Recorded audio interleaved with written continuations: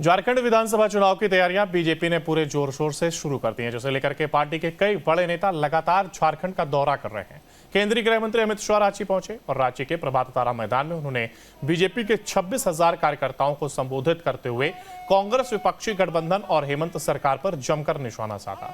तो वहीं अमित शाह ने राहुल गांधी पर निशाना साधते हुए कहा कि लोकतंत्र में कई लोगों को विजय के बाद अहंकार आता है, लेकिन इन्हें पराजय के बाद किसी में अहंकार आया है। पिछले 3 चुनाव में कांग्रेस को जितनी सीट नहीं मिली, उतनी बीजेपी को 2024 में अकेले मिली है।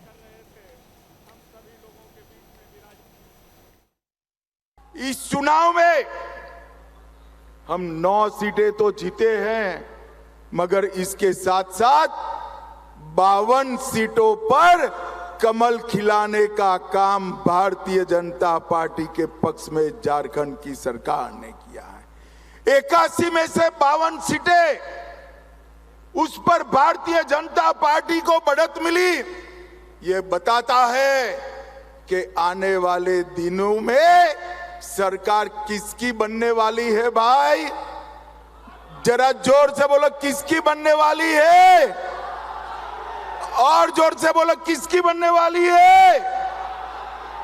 मैं आज बताकर जाता हूं, कांग्रेस वालों, हेमंत सोरेन जी लिख कर रख लो, दीवार पर लिखा हुआ मैं पढ़ पाता हूं। झारखंड में 24 के चुनाव में पूर्ण बहुमत से भारतीय जनता पार्टी की सरकार बनने जा रही है।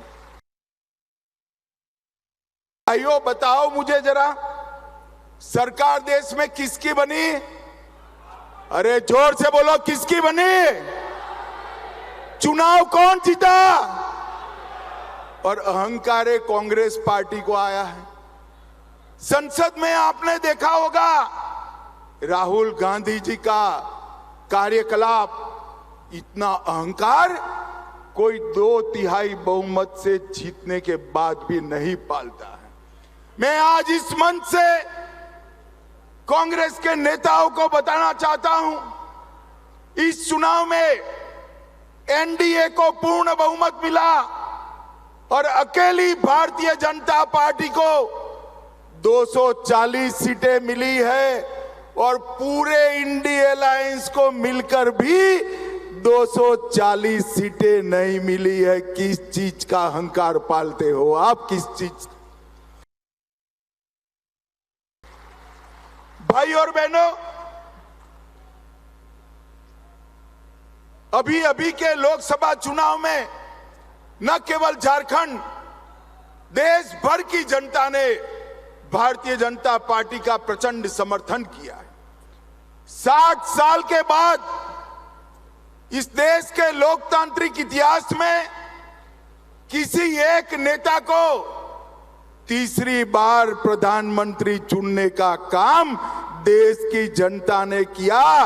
वो नेता का नाम है हमारे प्रिय नेता नरेंद्र मोदी जी। नरेंद्र मोदी 2014, 19 और 24 मोदी जी को लगातार 3 बार प्रधानमंत्री बनने का इस देश की जनता ने सौभाग्य दिया है।